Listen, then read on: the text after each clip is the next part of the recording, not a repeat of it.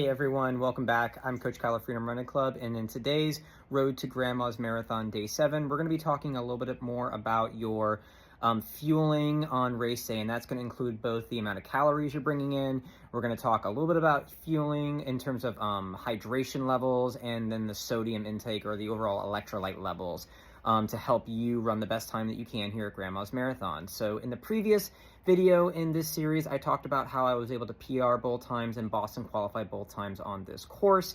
And I talked about one of the key things that I did was I increased the amount of carbohydrates per hour that I was taking, getting closer to that 90 grams of carbohydrates. That is still technically the recommendation if you're getting a 2-to-1 glucose to fructose ratio. I talked about how those two men were the number one man who now has the world record, who did that in London.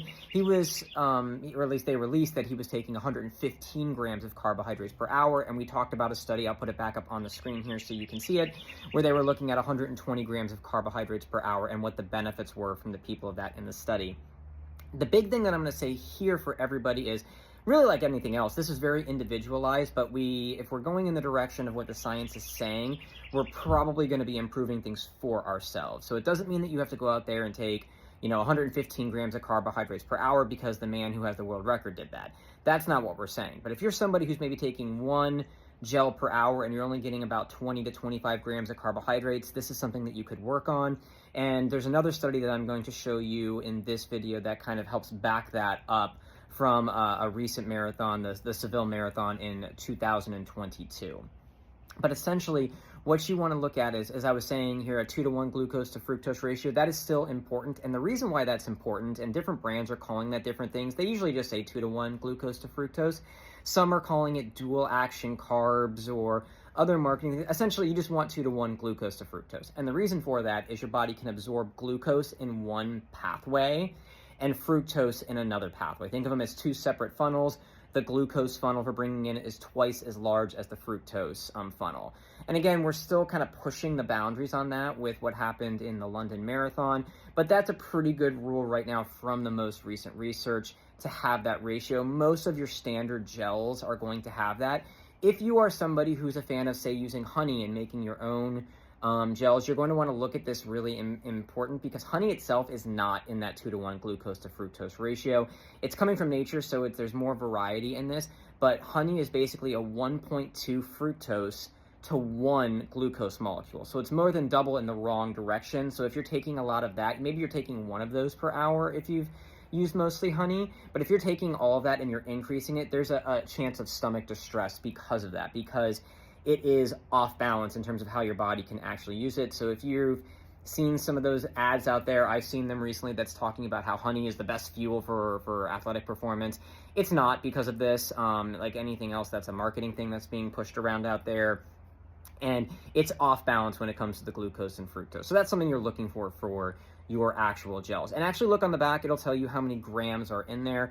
And just kind of ask yourself, how much have I taken in some of these marathons, and can I increase that a little bit? Usually these are in that like 20 to 25 grams of carbohydrates per hour, and that's why a lot of them are saying every 15 to 25 minutes, depending. That's really what in going to the second time I did Grandma's, and even the most recent race that I did, Chicago last year, I increased it even more, and it definitely allowed me, or one of the reasons it allowed me to stay stronger on the second half of that race.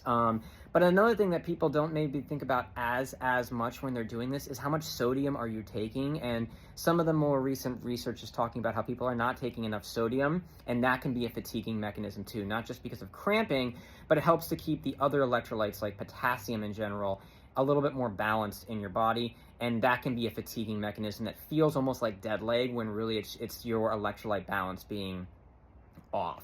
So the more recent research I've seen, this says anywhere from like 200 to 1,000 grams of milligrams, 200 to 1,000 milligrams of sodium per hour of racing, which is a huge variety of this, much more so than the glucose and fructose that you can take in grams of carbohydrates.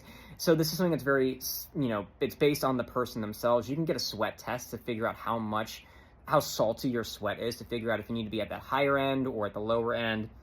But this is something you need to kind of play around with in the same way that in the last video I advocated increasing the amount of gels or whatever your fuel is on race day. If you're someone that does candy, whatever it is, you need to be training with that to get your body and your stomach able to tolerate taking more of that in, even if you don't need it for that day. Towards the second half of your training block, Grandma's Marathon here, you're getting close to peak week and then a taper. It would be a good time to do that now, taking more gels, more fuel than you actually need, and figuring out what the right amount of sodium is for you. It's getting warmer in a lot of places around the country. I'm here in Tampa, so it's definitely warm for us here. So you can really start to figure out how much sodium do you actually need. Even if it's a cooler day in Duluth, at least you'll have an idea of what you actually need. So playing around with that and what your needs are. Fluid levels is also something that you're going to want to figure out. How much do you need to take? Do you want to take a handheld with you? If you are, you're going to want to practice with it and just have an idea of what you actually need in the race itself. So that study that I mentioned,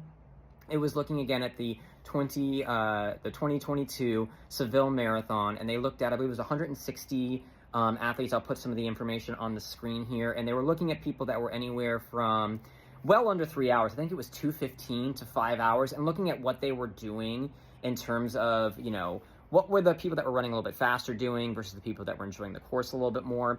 And one of the things that they noticed was that the people that were taking between 60 and 90 grams of carbohydrates per hour, which is the recommendation, as I was saying now, were much more likely to finish in under 3 hours. So if you're close to that barrier, and maybe this is something that's been holding you back and you're nowhere close to that 60 to 90 grams, that could be something that directly helps you based on this one particular study and one particular race. Those people that were taking more of that fuel between 60 and 90 grams of carbohydrates per hour, much more likely to break 3 hours.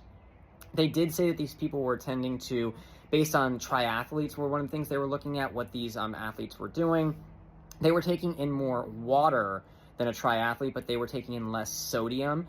And what they were recommending in this, it was around 300 grams. They gave a range for this, but 300 milligrams, of sodium. Don't take grams, but milligrams of sodium per hour, which fits into that 200 to 1,000 milligrams of sodium that I was saying is kind of the most recent research. So these are some things in terms of actually performance in races. These are the most recent recommendations. And if you know that you are very much off of that, don't feel like you have to get exactly to that. Just work to improve it. Just like I mentioned in the last video, things like hills that you can do, or one of the previous videos, hills that you can do to get better. You don't want to immediately do everything. Just start where you are and see what you can do to improve. You've got enough time between now and Grandma's Marathon where you can train your stomach, kind of figure out some of these things with sodium and fluids that you can really use to help make your race day at Grandma's Marathon here in Duluth this year your absolute best ever.